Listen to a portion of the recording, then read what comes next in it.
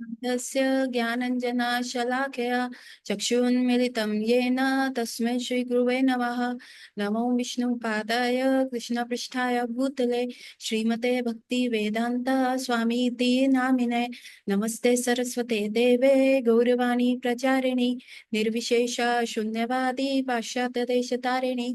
जय श्री कृष्ण चैतन्य प्रभु नित्यानंद श्री अद्वैत गदाधर शिवासादि गौरभक्तवृंद।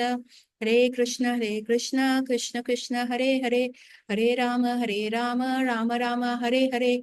वाञ्छाकल्पतरुभ्यश्च कृपा सिन्धुभैव च पतितानां पावनेभ्यो वैष्णवेभ्यो नमो नमः।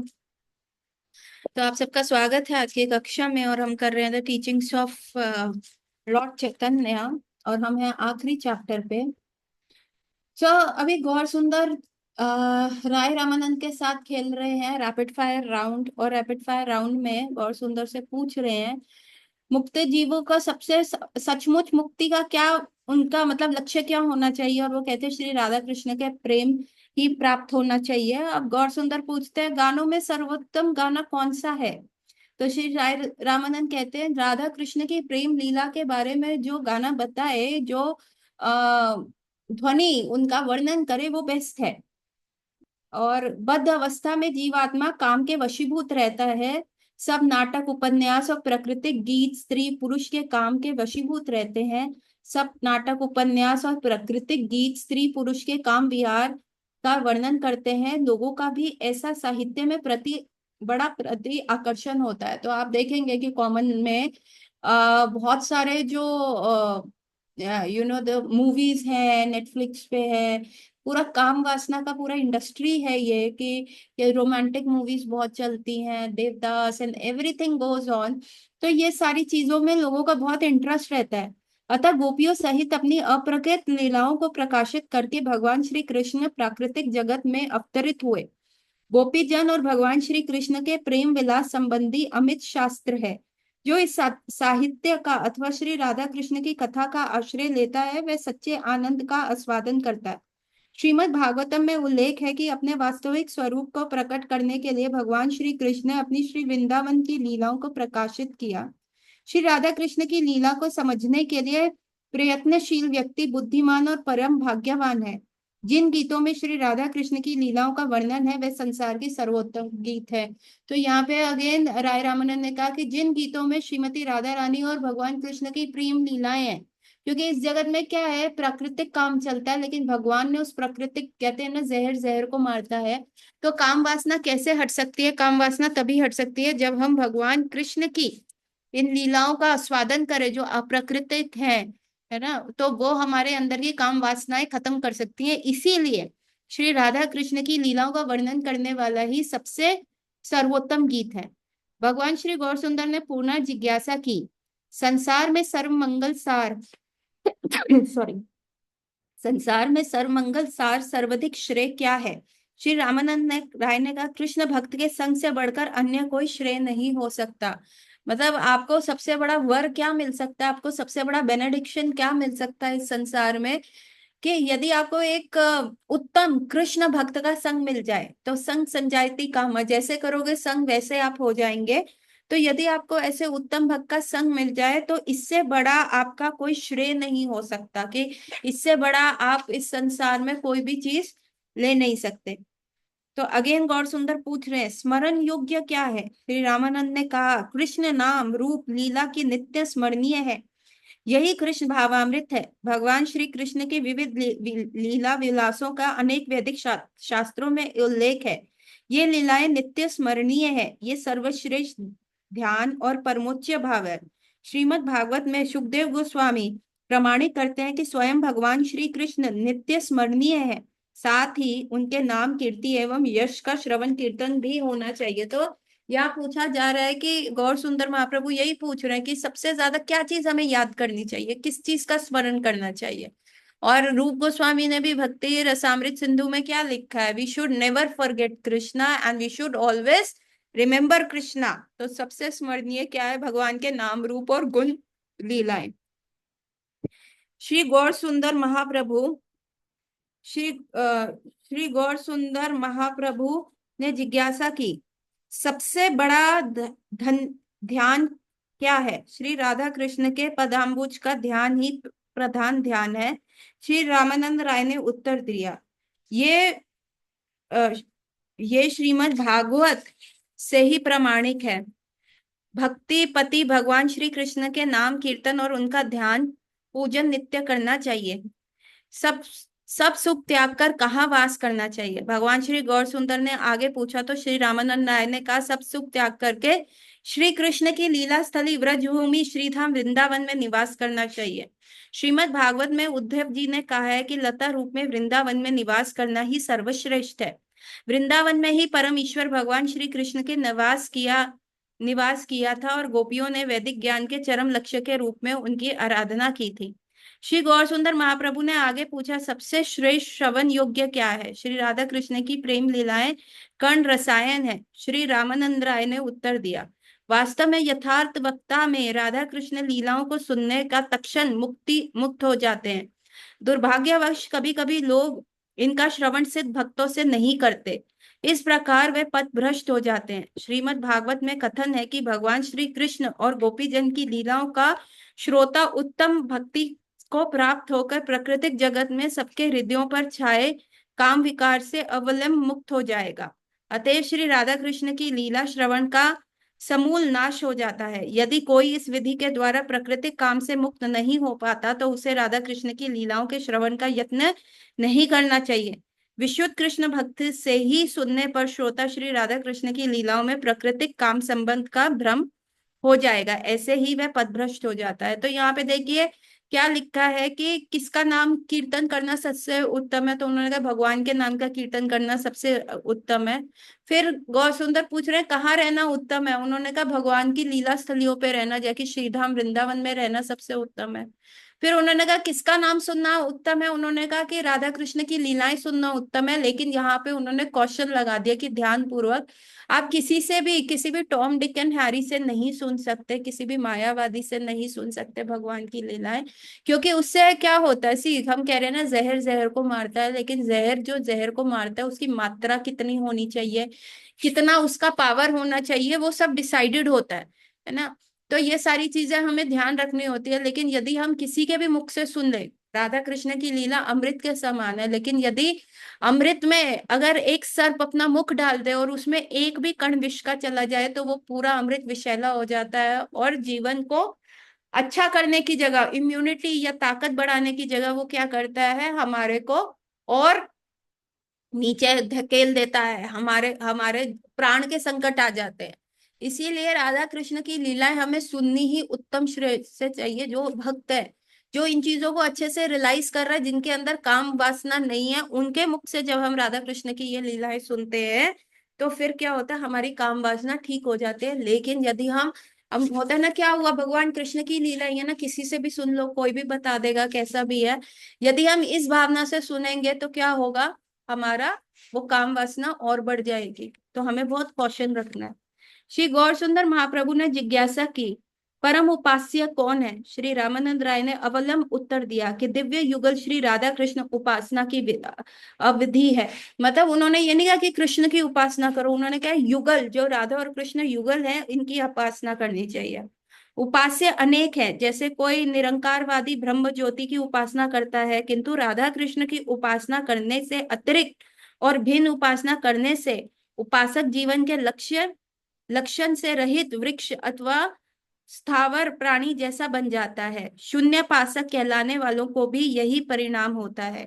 भोग की अभिलाषा देवलोक प्राप्ति का प्राकृतिक सुखो भोग करते हैं। भगवान श्री गौर सुंदर ने भक्ति और मुक्ति की इच्छा रखने वालों के विषय में पूछा, उनकी अंतिम अंतिम गति क्या है? श्री रामानंद राय ने उत्तर दिया, ऐसे जीवों में कुछ वृक्ष आदि स्थावर देह पाते हैं तो दूसरे देव देह में प्राकृतिक सुख भोगते हैं, है ना। तो आप यहाँ देखेंगे कि कैसे रामानंद राय बता रहे हैं कि हमारा अंतिम लक्ष्य क्या है, राधा कृष्ण तक पहुंचना है। लेकिन कई लोग क्या करते हैं कि नहीं, हम मायावादी हैं, ब्रह्म ज्योति में लीन होना चाहते हैं, या निरंकारवादी हैं।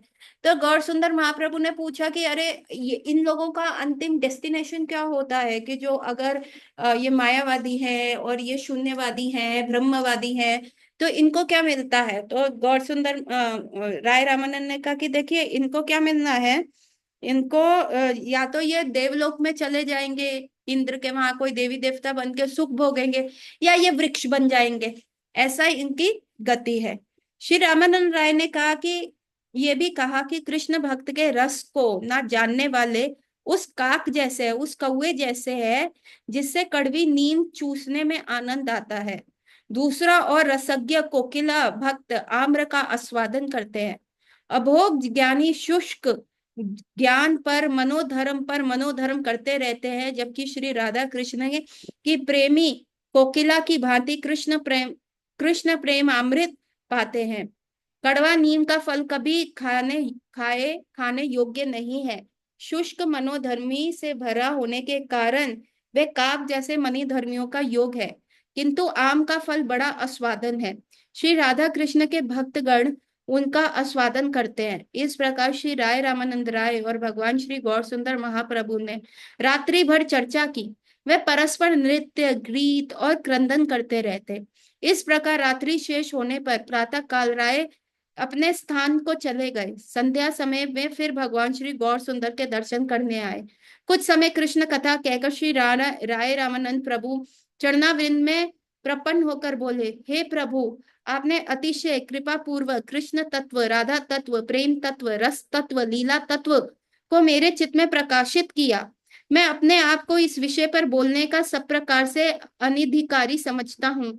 आपने मुझे उस प्रकार शिक्षा दी जैसे पूर्व में ब्रह्मा को आपने वेद ज्ञान प्रदान किया।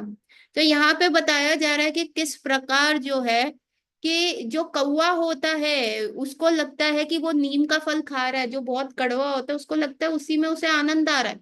लेकिन जो कोयल होती है वो तो सीधा आम रस खाती है ना। तो जो कौवा किसका करा हुआ है कि हम भी इस संसारिक सुख भोग भोगते हैं, तो हमें लगता है यार बहुत आनंद पूर्वक है, हम अच्छे कपड़े पहन रहे हैं, अच्छा घूमने जा रहे हैं, गाड़ियों में, बड़े घर में रह रहे हैं, रेस्टोरेंट्स में जा रहे हैं, पार्टीज कर रहे हैं। तो हमें लगता है अरे ये तो बहुत आनंद पूर्वक स्थिति है हमारी, ये तो सबसे उत्तम स्थिति है, ये तो बहुत मजेदार स्थिति है। लेकिन ऐसा नहीं है, ऐसा बिल्कुल भी नहीं है। क्योंकि ये उस कौवे की तरह है जो कि कड़वा से कड़वा जो है वो फल खा रहा है।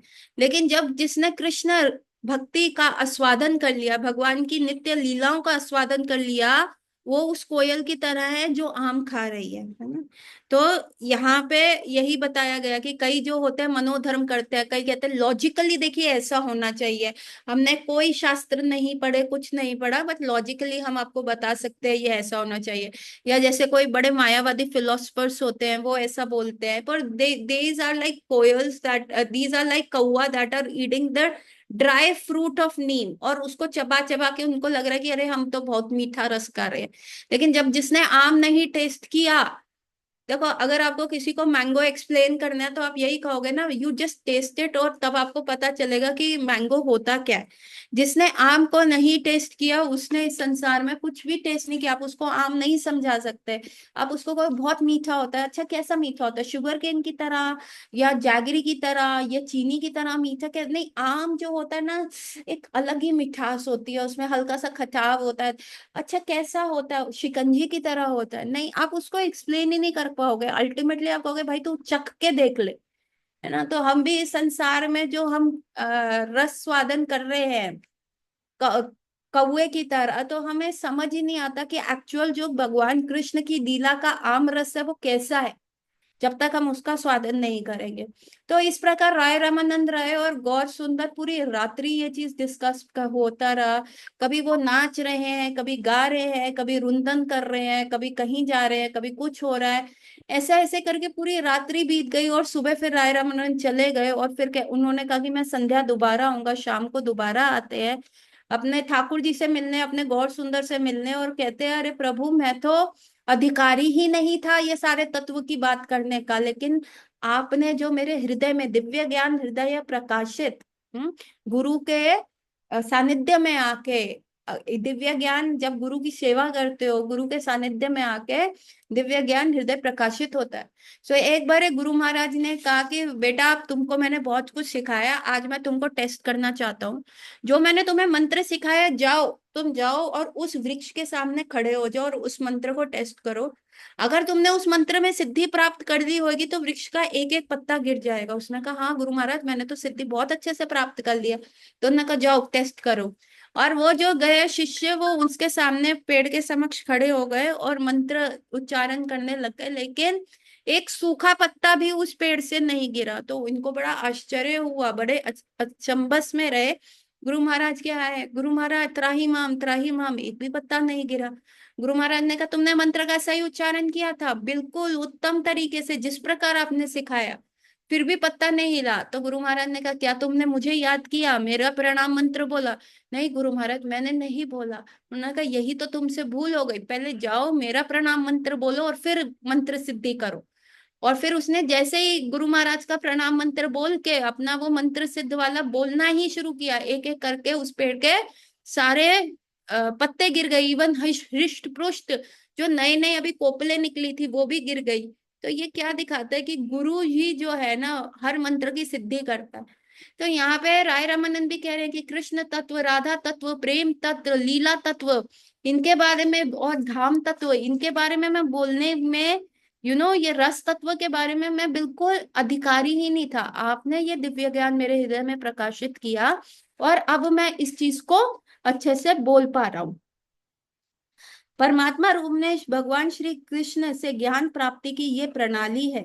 ब्रह्म रूप में आदर्श होने पर भी अंतर्यामी रूप में वे भक्त से बोलते हैं। श्रीमद् भागवत गीता में इसकी पुष्टि है। निष्कपट भाव से सेवा में संलग्न भक्त के हृदय में भगवान निर्देश देते हैं। वे इस प्रकार क्रिया करते हैं कि ऐसा मनुष्य को अंत में जीवन का परम लक्ष्य प्राप्त हो जाए। ब्रह्म की उत्पत्ति के समय उन्होंने शिक्षित करने वालों को कोई नहीं, इसलिए स्वयं परमेश्वर भगवान श्री कृष्ण ने ब्रह्मा के हृदय में वैदिक ज्ञान का संचारण किया। श्रीमद् भागवत गीता में सुखदेव गोस्वामी द्वारा प्रमाणित किया गया है कि भगवान श्री कृष्ण ने गायत्री मंत्र सर्वप्रथम ब्रह्मा को के हृदय में प्रदान किया। इसीलिए महाराज परीक्षित को श्रीमद् भागवतम सुनाने की शक्ति के लिए सुखदेव गोस्वामी ने भी भगवान की वंदना की है। श्रीमद् भागवतम प्रथम स्कंद प्रथम श्लोक में परातत्व भगवान श्री कृष्ण को ब्रह्म के हृदय में ज्ञान प्रदान करने वाला कहा गया है। श्रीमद् भागवत में कि प्रणेता व्यास देव, सृष्टि के कर्ता, पालक और संहार करता भगवान श्री कृष्ण को मैं श्रद्धा पूर्वक प्रणाम करता हूँ। परम सत्य को गहराई से जानने का प्रयास से हम जानेंगे कि अवनय व्यक्तिरेक दोनों ही विधियों से सर्वज्ञ है, केवल वे स्वयं भगवान और स्वराट पूर्ण स्वतंत्र है। तो यहाँ पे क्या बताया गया कि ब्रह्मा को भी भगवान ने ही ये दिव्य ज्ञान उनके हृदय में प्रकाशित किया। ब्रह्मा को ये सारी चीजें जो है भगवान ने बताई। पहला गायत्री मंत्र उनको दिया गया और इसके सुखदेव गोस्वामी भी जब भागवतम परीक्षित महाराज को सुना रहे थे, तब सुखदेव गोस्वामी में भी भगवान की सबसे पहले प्रार्थना करी। तभी उनका हृदय में ये दिव्य ज्ञान प्रकाशित हुआ। और भगवान हमारे अंदर है, अंतर्यामी के रूप में है और वो हमसे वार्तालाप करते रहते हैं। लेकिन हम माया के से, जब ड्रम्स बज रहे होते हैं ना, अगर आप कोई पार्टी में जाएं जहाँ पे बहुत तेज डीजे बज रहा है, तो आपका फोन आएगा और आप फोन उठा के बात करना चाहेंगे तो बस आप यही कहते रहेंगे, हैं सुनाई नहीं दे रहा, पीछे से बहुत वॉइस आ रहा है, मैं कुछ नहीं कह सकता, आप बस है करते रहेंगे। उसी प्रकार परमात्मा भी हमारे हृदय में बैठे हुए चित्त गुरु के रूप में हमें बताते हैं कि ऐसा करो, ऐसा नहीं करो, ऐसा करना चाहिए। लेकिन क्या होता है कि हम बाहर माया के इतने शोर में है कि हमें वो सुनाई नहीं देता। इसीलिए हमें साधु संग करना चाहिए, जिससे धीरे धीरे ये बाहर का माया का शोर कम होता रहे और भगवान जो चित्त गुरु के रूप में हृदय में परमात्मा रूप में बैठे हैं, हमें उनकी वाणी सुनाई दे। अंतर्यामी परमात्मा रूप में उन्होंने ब्रह्मा जी को प्रबुद्धि भी दी है। संपूर्ण प्राकृतिक सृष्टि उनमें स्थित है। अतः परम सत्य भगवान श्री कृष्ण को समझने के प्रयास से महान सूरगण विद्वान भी विमोहित हो जाते हैं। अग्नि, जल, वायु एवं पृथ्वी का कार्य होने पर भी ये सृष्टि सच्ची प्रतीत होती है, किंतु भगवान श्री कृष्ण अप्रकृत और प्रकृत सृष्टि के एकमात्र आश्रय है, अतः वे परम सत्य है। श्री रामानंद राय ने भगवान श्री गौर सुंदर से आगे कहा, पहले मैंने आपके सन्यासी रूप के दर्शन किए, फिर आपके श्याम गोप वेश का दर्शन किया, अभी आपके सम्मुख एक स्वर्णमयी प्रतिमा देख रहा हूं, जिसकी उपस्थिति से आप भी गौर वर्ण हो गए हैं। फिर भी देखता हूं कि आप वही श्याम वर्ण गोपाल है। मुझे आपका दर्शन इस रूप में क्यों हो रहा है? सो यहाँ पे क्या बता रहे, भगवान के ना पैर में ऐसे दो सर्कल्स बने हुए हैं, कंसेंट्रिक सर्कल्स है, एक सर्कल के अंदर एक सर्कल और फिर एक बाहर सर्कल। भगवान के पद चिन्ह जब हमने डिस्कस किए थे उनमें ऐसे है। तो जो एक सर्कल के अंदर सर्कल और एक सर्कल बाहर है, ये क्या इंडिकेट करता है कि भगवान इस सृष्टि के अंदर भी है और इस सृष्टि के बाहर भी है ना। तो ये चीज इस चीज को इंडिकेट करती है कि जैसे एक ऑथर जो होता है, अगर मैं कल को किताब लिखूं तो लिखी तो मैंने है, तो मैं उस किताब में अप्रकट रूप से तो हूं क्योंकि मेरी लेखनी मेरी बुद्धि उसमें है, और मेरा एक अस्तित्व है उस किताब के बाहर भी है। तो उसी प्रकार भगवान भी सृष्टि के अंदर है और सृष्टि के बाहर है। इसीलिए कई बार क्या होता है, कई लोग उनको समझ ही नहीं पाते और विमोहित हो जाते हैं। जैसे ब्रह्मा जी विमोहित हो गए कि ये भगवान कैसे किसी का जूठन खा रहे हैं, हम तो आचमनी करके शुद्धि करके उसके उपरांत भगवान को कहते हैं, और यज्ञ पुरुष आते हैं थोड़ी देर के लिए आते हैं और यज्ञ का प्रसादी लेके चले जाते हैं। और यहाँ देखो भगवान मधुमंगल का मुंह फोड़ के उसमें से निकली हुई छाछ को पीने का प्रयास कर रहे हैं। तो ये सारी चीजें जो है ना, ये देखने वाली होती हैं। इंद्र विमोहित हो गए कि ये कल का छोटा सा लड़का जो है मेरी पूजा बंद करा के गोवर्धन पर्वत की, मेरे दुश्मन है, इंद्र के दुश्मन है पर्वत। एक्चुअली पहले पर्वतों के विंग्स हुआ करते थे, तो इंद्र ने एक बार उनके सब पर्वतों के विंग्स काट दिए, है ना। तो तब से पर्वतों और इंद्र की दुश्मनी है। तो इंद्र कह रहे मेरी पूजा बंद करा के मेरे जाने दुश्मन की पूजा करवा रहे हैं। नो नो नो कृष्णा, मैं तुमको बता दूंगा। तो दिस इज हाउ विमोहित हो जाते हैं, क्योंकि भगवान सृष्टि के अंदर भी दिखते हैं और सृष्टि के बाहर भी है। तो अब राय रामानंद अब एक बहुत गुह्यतम जो सीक्रेट है बाहर कर रहे हैं। वो कह रहे अरे अभी आप के दर्शन है गौर सुंदर, मुझे आपके दर्शन सन्यासी के रूप में हो रहे हैं, और अभी ये सन्यासी का रूप हट रहा है और मेरे समक्ष वो श्याम रूप आ रहा है आपका, ग्वाल बाल का रूप आ रहा है, गोपाल का रूप आ रहा है। ऐसा क्यों हो रहा है, मेरे को ऐसा क्यों दिख रहे हैं, आप मेरे कृष्ण हैं। भगवान श्री गौर सुंदर महाप्रभु ने कहा, स्थावर जंगम आदि सब सत्वों में भगवान श्री कृष्ण को देखना महाभागवत का स्वभाव सा होता है। जहां भी जिस भी वस्तु पर दृष्टि पड़ती है उन्हें उस वस्तु में मूर्ति का दर्शन नहीं होता, अपितु सर्वत्र श्री कृष्ण की स्फूर्ति होती है। श्री भागवत में इसकी पुष्टि करी है। सर्वभूतेषु य पश्येत भगवत भागवतात्मना भूतानि भगवत मेष भगवत उत्तमा। उत्तम भक्त सब प्राणियों में अनेक परमात्मा स्वरूप भगवान श्री कृष्ण के ही दर्शन होते हैं। तो जब राय रामानंद कह रहे हैं अरे अभी सन्यासी दिख रहे हैं, अभी मुरली उठाते हुए ग्वाल बाल के रूप में दिख रहे हैं, आप तो मेरे गोपाल हैं। तो चैतन्य महाप्रभु कैसे डच कर रहे हैं इसको, कैसे वो कह रहे हैं अरे आप तो महाभागवत है, पंडिता समदर्शिना, आपको तो हर जगह भगवान के दर्शन होते हैं, आपको तो हर जगह भगवान श्री कृष्ण दिख रहे हैं, ये तो आप महाभागवत हैं, इसलिए मुझ में भी आपको श्याम सुंदर दिख रहे हैं। श्रीमद् भागवत दसम कंद के एक श्लोक में उल्लेख है कि सारे पुष्प फल अपुरुत लता तरु वृक्ष आदि कृष्ण प्रेम से भाविष्ट होकर झुके रहते हैं, क्योंकि भगवान श्री कृष्ण उनके आत्मा थे। श्री कृष्ण चले जाने पर भी वे वृक्ष कंटक कर्ण हो गए हैं। भगवान श्री गौर सुंदर महाप्रभु ने कहा, हे राय, श्री राधा माधव के विलास में तुम्हारा महाप्रेम है, इसलिए तुम्हें सर्वत्र श्री राधा माधव के दर्शन हो रहे हैं। तो श्रीमद् भागवतम में भी क्या है कि जब भगवान वृंदावन में थे तो सारे, आज भी आप देखेंगे कि सारे वृक्ष जो हैं वृंदावन के झुके रहते हैं, है ना। क्यों? क्योंकि उनको भगवान का प्रेम इतना महसूस हो रहा है कि वो झुक जाते हैं, कृतज्ञ हो जाते हैं, और भगवान के जाने के उपरांत वो इतने सूख के गए हैं। आप देखेंगे इस सारी वृक्षों में भी भगवान की लीलाएं दिखती है ना। तो यहाँ भगवान क्या कह रहे हैं, राय सुन कि राधा माधव के विलास तुम्हारे मुख में तुम्हारे हृदय में इस प्रकार समाया गया है कि तुम्हें सर्वत्र अपने इष्ट देव के दर्शन हो रहे हैं, तुम्हें सर्वत्र जो है राधा माधव के दर्शन हो रहे हैं। श्री राय रामानंद ने कहा, मेरी विनती है कि मुझसे आप आत्मगोपन ना करें। मैं जान गया हूं कि श्री राधा के भाव कांति को अंगीकार कर श्रीमती राधा रानी की भांति स्वयं अपना आस्वादन करने आप श्री कृष्ण अवतरित हुए हैं। आपके अवतार का अंतरंग अर्थात मुख्य प्रयोजन निज माधुर्य का स्वादन करना है, किंतु अनुष्ठांगिक रूप से आप त्रिभुवन को भी कृष्ण प्रेम से अल्पलावित कर दिया। मेरा उद्धार करना आप स्वयं पधारे हैं, अब मुझसे कपट ना करें, ये आपके लिए उचित नहीं होगा। अब राय रामानंद क्या करते हैं, पर्दा खोल देते हैं। वो कहते हैं ना ना ना, अब आप हमसे छल ना करें, हम जान गए हैं कि आप कृष्ण हैं। आप राधा रानी का भाव लेके आए हैं और कृष्ण के रूप में आए हैं, और आप उस भाव का ही आस्वादन कर रहे हैं। प्रसन्न होकर स्वयं भगवान श्री गौर सुंदर महाप्रभु ने मंद मंद हंसते हुए शिला रामानंद राय को अपना असली स्वरूप महाभाव श्री राधा और रसराज श्री कृष्ण का मिलित तनु के दर्शन कराए। अब जब ये सीक्रेट ओपन हो गया तो अब भगवान बच नहीं सकते, तो उन्होंने क्या किया, महाभाव स्वरूपनी श्रीमती राधा रानी और रसराज जो उस रस को पीते हैं श्री कृष्ण, उनके में से अलग हो गए, है ना। एक तरफ कृष्ण आ गए और एक तरफ श्रीमती राधा रानी आ गए, और साक्षात उनको भगवान श्री कृष्ण के दर्शन हुए। दो रूप धारण कर फिर एक रूप हो जाने में उनकी अलौकिक सामर्थ्य का श्री राय रामानंद ने सम्मुख प्रकाश हुआ।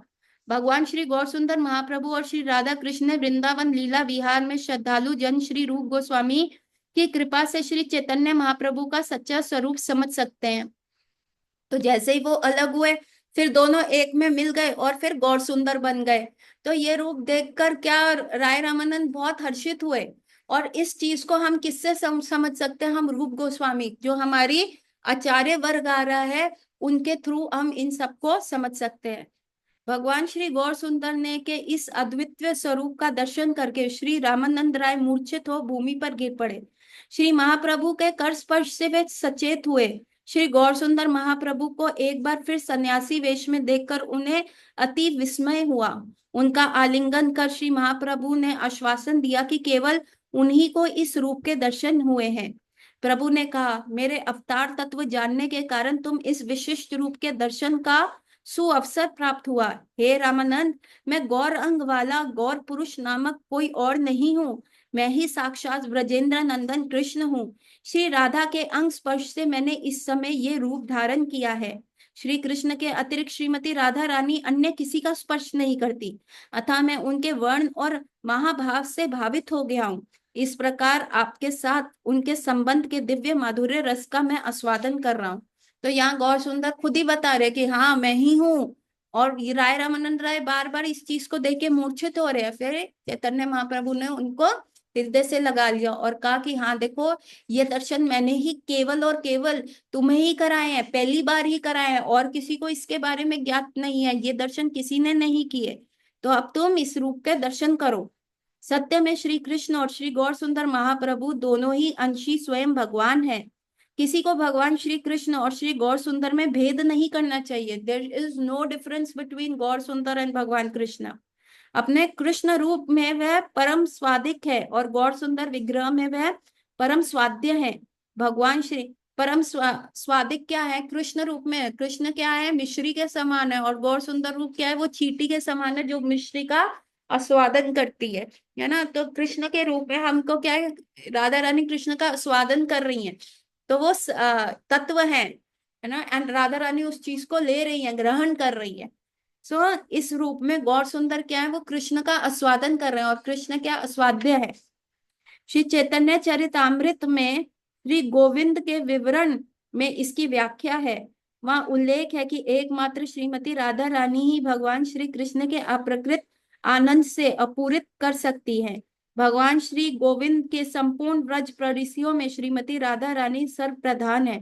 श्री गौर सुंदर महाप्रभु ने श्री रामानंद राय से कहा, विश्वास करो, तुमसे मुझे कुछ भी गोपन नहीं करना। यदि मैं छिपाने का प्रयास भी करूं तो तुम महाभागवत होने के नाते तुम मेरा सब मर्म जान जाओगे। पर इस मर्म को गुप्त ही रखना, किसी के प्रति प्रकाशित ना करना। इसको प्रकट होने पर लोग मुझे पागल समझेंगे। विषयी लोग मेरे द्वारा तुम्हारे आगे प्रकाशित इस रहस्य को नहीं समझ सकते, अतः इसको सुनकर वह अवश्य मेरा उपहास करेंगे। विषय की दृष्टिकोण से कृष्ण भावामृत विष के कारण भक्त पागल हो जाता है। हम दोनों एक जैसे पागल हैं। अतः साधारण लोग के प्रति इन बातों को प्रकाशित ना करना। तुम्हारा ऐसे करने पे निस्संदेह मेरा उपहास आएंगे। तो यहाँ पे महाप्रभु क्या कह रहे हैं, अरे मैंने सिर्फ तुमको बताया है, तुमसे छुपाऊंगा तो तुम मेरे हृदय की बात जान लोगे, क्योंकि महाभागवत भगवान के हृदय में रहते हैं। लेकिन ये बात किसी को मत कहना, नहीं तो गौर सुंदर को अगर मैं कहूंगा मैं राधा कृष्ण का मिश्रित अवतार हूँ, वो कहेंगे ये पागल हो गया है, मेरा उपहास उड़ाएंगे, हंसी उड़ाएंगे कि ये तो इसकी खिसक गई है, सिठिया गया, अपने पुरुष है और अपने आप को राधा रानी और कृष्ण कह रहा है ना। मैं भी पागल, तुम भी पागल, इसलिए एक पागल दूसरे पागल को समझ सकता है। लेकिन ये लोग जो हैं, ये भौतिक लोग, ये नहीं समझ पाएंगे और दोष दृष्टि करेंगे। भगवान श्री गौर सुंदर ने तब 10 रातें श्री रामानंद राय के साथ श्री राधा कृष्ण की लीला कथा का कथन श्रवण में बिताई। उनके वार्ता कृष्ण प्रेम के सर्वोच्च स्तर पर थे। इनमें से अनेक वार्ताओं का वर्णन हुआ है, किंतु अधिकांश का वर्णन नहीं हो सका। श्री चैतन्य चरितामृत में इसकी तुलना खनिज धातु के निरीक्षण से की गई है। धातुओं का इस प्रकार क्रम वर्णन है: तांबा, कांस, चांदी, स्वर्ण, अंत में चिंतामणि। भगवान श्री गौर सुंदर एवं राय की प्रारंभिक वार्ता तांबे जैसी है, क्रमशः श्रेष्ठ वार्ता स्वर्ण, और इस प्रकार उनकी वार्ता पांचवा अंश चिंतामणि जैसी है। परमुच्च भाव के इच्छुक को तांबे का और कांस, चांदी और स्वर्ण आदि के भेद की जिज्ञासा करनी चाहिए। तो राय रामानंद राय ने कैसे शुरू किया, वर्णाश्रम धर्म को पहले उत्तर बनाया, फिर कर्म योगा को, फिर निष्कर्म कर्म योगा, ज्ञान योगा, हठ योगा, ऐसे करके बताया। तो ये वार्ता कैसी है, पहले तांबे की तरह, तांबे और कांस, स्टील और पीतल की तरह थी। फिर जैसे जैसे वो रस के ऊपर आए, वो सोने और चांदी से हो गई। और जब वो प्रमुख माधुर्य रस, राधा तत्व, कृष्ण तत्व, रस तत्व की बात करें, तो चिंतामणि, एक पूरा जो स्पिरिचुअल वर्ल्ड है वो चिंतामणि डायमंड से बना हुआ है। चिंतामणि, एक चिंतामणि इस पूरे संसार का, पूरे यूनिवर्स का धन एक तरफ हो जाए, तब भी आप एक चिंतामणि मणि नहीं खरीद सकते। ऐसे ही हुआ था, राजा अकबर ने एक बार तुलसी नहीं, किससे कहा था, हरिदास से कहा था कि आप कृपया करके मेरे को सेवा दे। हरिदास ने कहा कि नहीं नहीं, मैं आपको क्या सेवा दे सकता हूँ, कोई सेवा नहीं है, ये चिंतामणि धाम है, आप कुछ नहीं कर पाएंगे। राजा अकबर ने कहा मैं अकबर हूँ, मुझे दो सेवा, मैं कर सकता हूँ, है ना। तो उन्होंने कहा नहीं कर पाएंगे। तो उन्होंने कहा ठीक है, अगर आप करना चाहते हैं जाइए राधा, जमुना जी के तट पे जो सीढ़ियां हैं उसमें से एक सीढ़ी खराब हो गई है, उसको आप ठीक करा दे। राजा कहते हैं अरे सोच के तो देनी चाहिए थी सेवा, क्या सेवा दे दी। उन्होंने कहा बस आप यही कार्य कर दीजिए। तो वो गया, देखा तो उसको दिव्य दृष्टि प्राप्त हुई हरिदास की वजह से, और देखा कि चिंतामणि के हीरो से बनी है। राजा अकबर आके क्या, मेरा सोना एक तरफ, मैं एक एक एक कण तक उसका नहीं कर सकता, मुझे क्षमा कर दीजिए, ये ब्रज धाम है, चिंतामणि धाम है, मैं नहीं कर पाऊंगा। तो आप देखते हैं चिंतामणि, जो ये माधुर्य रति है, ये जो रस तत्व है, जो ये राधा तत्व है, लीला तत्व है, ये पूरा चिंतामणि की तरह है। और 10 दिन तक ये आस्वादन चलता रहा। अगले दिन श्री गौर सुंदर महाप्रभु ने राय को जगन्नाथपुरी लौटने की आज्ञा मांगी। शेष जीवन जगन्नाथपुरी के साथ निवास कर हम कृष्ण कथा के समय बिता सकते हैं, यह कहकर भगवान श्री गौर सुंदर ने राय रामानंद का आलिंगन कर उनको उनके घर भेज दिया। प्रातः काल श्रीमान महाप्रभु ने यात्रा करी। नदी तट पर श्री हनुमान मंदिर में राय रामानंद पर उनकी भेंट हुई थी। हनुमान मंदिर के दर्शन करके उनको प्रणाम किया। श्री महाप्रभु ने विद्यानगर के निवास काल में नाना विधि लोग अनेक दर्शन करके आए और अपने कृपा से सभी भागवत भक्त वैष्णव बना गए। श्री गौर सुंदर महाप्रभु के प्रस्थान करने पर श्री राय रामानंद प्रभु विरह में विलहित हो उठे। उन्होंने तत्काल तत्काल शासन कार्य से निवृत्त होकर जगन्नाथपुरी में भगवान श्री गौर सुंदर से मिलने का संकल्प किया। श्री राय रामानंद राय और भगवान श्री गौर सुंदर का वार्तालाप भक्ति का परमोच्च स्वरूप है। इसके श्रवण से श्री राधा कृष्ण की लीला और श्री चैतन्य महाप्रभु के परम गूढ़ तत्व को जाना जा सकता है। यदि किसी बड़भागी को इसकी वार्ता में सचमुच श्रद्धा हो जाए तो वह राधा श्री कृष्ण के दिव्य लीलाओं को प्रवेश कर सकता है। तो गौर सुंदर ने 10 दिन तक राय रामानंद को बोला और उसके उपरांत कहा कि अब मैं जा रहा हूँ जगन्नाथपुरी, और तुम भी अपने सारे कार्य से छुट्टी करके अब आ जाओ जगन्नाथपुरी, और हम यही राधा कृष्ण के तत्व को समझेंगे, राधा कृष्ण की लीला को ही आस्वादन करेंगे। और यही किया राय रामानंद राय ने, अपने जगह से इस्तीफा दे दिया और जगन्नाथपुरी आए। और इन लीलाओं को सुन के ही हम राधा कृष्ण के और चैतन्य महाप्रभु के दिव्य और गूढ़ तत्व को समझ पाएंगे। तो इसमें श्रद्धा होनी बहुत इंपॉर्टेंट है। And this last line